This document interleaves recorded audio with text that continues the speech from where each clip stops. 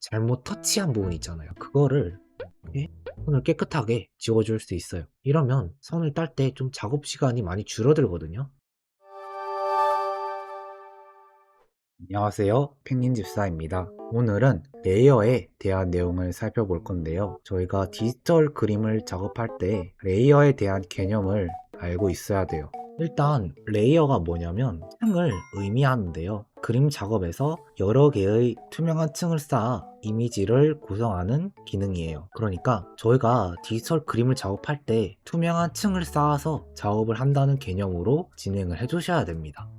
다음으로 레이어를 생성하는 방법에 대해서 설명드리도록 할게요. 이제 요 레이어 패널에 보시면 레스트 레이어를 생성하는 아이콘과 요 레이어 폴더를 생성하는 아이콘이 보이실 겁니다.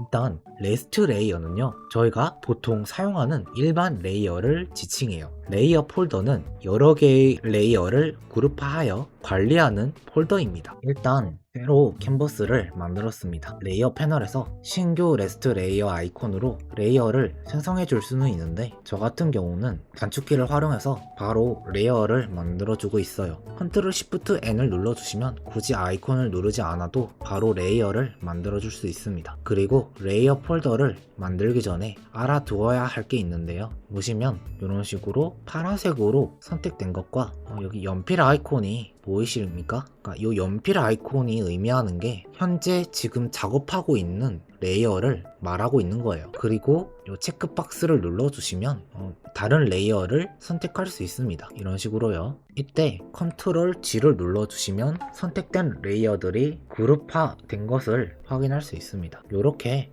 레이어들을 정리할 때 레이어 폴더를 활용해 보시면 좋을 것 같아요. 다음 내용으로 넘어가기 전에 알아두어야 할 게 있습니다. 저희가 이제 그림을 그리잖아요. 그러면 이 외의 영역은 투명이라는 것을 알고 계셔야 돼요. 레이어 패널로 다시 돌아와 볼게요. 이 눈 아이콘 보이시죠?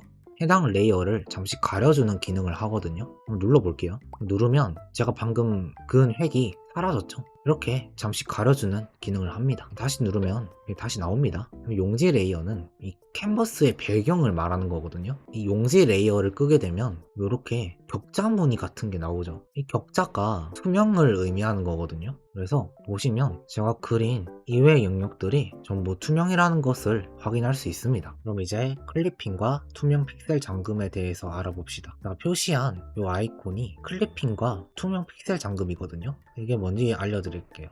투명 픽셀 잠금 기능부터 알아봅시다. 저희가 이제 이렇게 그림을 그리잖아요. 그러면 이렇게 그림을 그린 영역에만 작업을 하고 싶으실 때 투명 픽셀 잠금 아이콘을 눌러주시면 저희가 작업한 영역에만 작업을 할 수 있도록 잠궈주는 기능입니다. 칠해볼까요? 이런 식으로요. 이렇게 제가 작업한 내역 이외에는 투명이라고 말씀드렸죠. 이 투명 영역에는 칠이 되지 않도록 해주는 기능이에요. 그리고 클리핑은요, 제가 이렇게 작업을 했잖아요. 이 작업한 레이어 위에 레이어를 생성하고 클리핑 하잖아요. 그럼 이 클리핑한 레이어가 이 아래 레이어에 잠금이 되면서 이 밑에 레이어에 작업한 내역에만 이렇게 칠을 할 수 있도록 해주는 기능입니다. 그러니까 투명 픽셀 잠금이랑은 조금 다르죠. 그리고 레이어를 결합하는 방법을 알아봅시다. 이렇게 칠을 하고 다른 레이어에다 한번 칠을 해볼게요. 만약에 이 두 레이어를 결합하고 싶잖아요. 그러면은 아래 레이어와 결합을 눌러주시면, 또는 Ctrl E를 눌러주시면 밑에 레이어랑 결합이 됩니다. 근데 만약에 기존 레이어를 남기고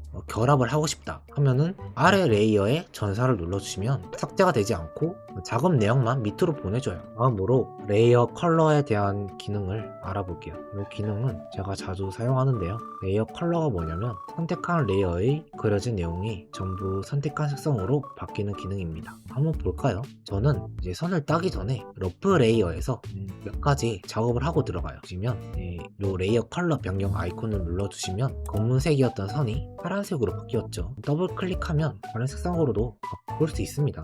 그리고 퍼시틱라는 기능이 있습니다. 여기 칠을 쳐주시면 해당 레이어의 불투명도가 줄어들거든요. 저는 한 30 정도로 한번 줄여볼게요. 이렇게 줄이신 다음에 이 위에다가 선을 따시면 비교적 쉽게 선을 따실 수 있을 거예요. 그리고 레이어 컬러의 장점이 어떤 색깔을 선택하든 한 색상으로만 보여주기 때문에 만약에 러프 레이어에다가 실수로 선을 따더라도 선택한 컬러로 색이 바뀌기 때문에 러프 레이어에다가 선을 따는 그런 불상사를 미리 막아줄 수 있습니다. 그리고 레이어 이름 변경은 이름 부분을 더블 클릭하면 바꿔줄 수 있어요. 러프라고 바꿔볼게요. 이런 식으로 레이어의 이름을 바꿔줄 수 있습니다. 그리고 벡터 레이어에 대한 내용도 말씀드릴게요. 클립 스튜디오의 장점 중 하나거든요. 이 친구가 신규 레스트 레이어 아이콘 옆에 이런 식으로 직육면체 아이콘이 들어간 벡터 레이어 아이콘이 있을 겁니다. 이 벡터 레이어가 뭐냐면 이 선을 좌표와 수학적 정보로 저장해서 확대해도 깨지지 않고 자유롭게 수정이 가능한 레이어예요. 그래서 벡터 레이어로 이미지 크기를 조절하면 화질이 깨지지 않아요. 한번 볼까요?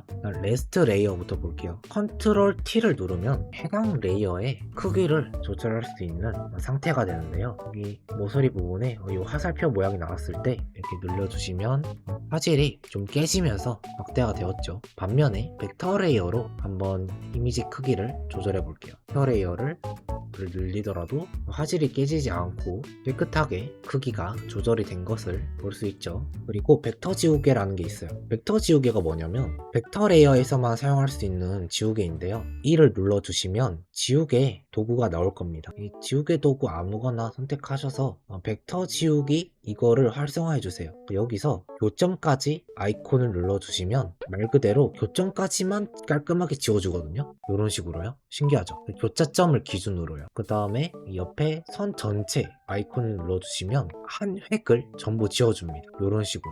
선을 딸 때 되게 유용하게 쓰이는 기능입니다. 만약에 선을 딸 때 이런 식으로 선이 삐져나가거나 잘못 터치한 부분 있잖아요. 그거를 벡터 지우개 있잖아요. 요거를 활용해가지고 선을 깨끗하게 지워줄 수 있어요. 이러면 선을 딸 때 좀 작업 시간이 많이 줄어들거든요. 그래서 저는 선을 딸 때 무조건 벡터 레이어로 작업을 해주고 있습니다. 그리고 마지막으로 밑색을 까는 방법도 알려드릴게요. 선화 레이어 밑에 레이어를 하나 더 만들어 주시고 채우기 아이콘 찾으셨나요? 누른 다음에 다른 레이어 참조를 눌러주세요. 그러면은 이 선화 안쪽에 눌러주시면 이 선화 안쪽을 채워주거든요. 그러니까 이런 기능이에요.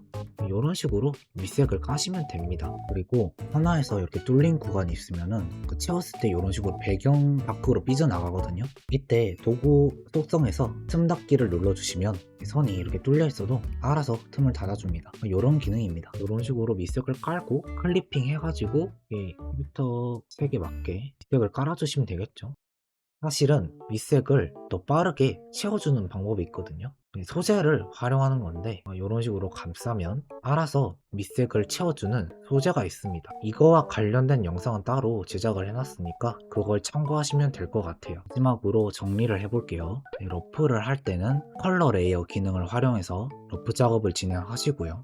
이 위에 선을 딸 때는 벡터 레이어를 활용해서 따시면 좋습니다. 그리고 이제 채우기 기능이랑 투명 픽셀 잠금 그리고 클리핑을 활용해서 채색을 진행을 해주시면 됩니다. 이런 프로세스로 레이어를 관리하며 작업을 해보시면 좋을 것 같아요. 그러면 이렇게 마무리하도록 하겠습니다. 감사합니다.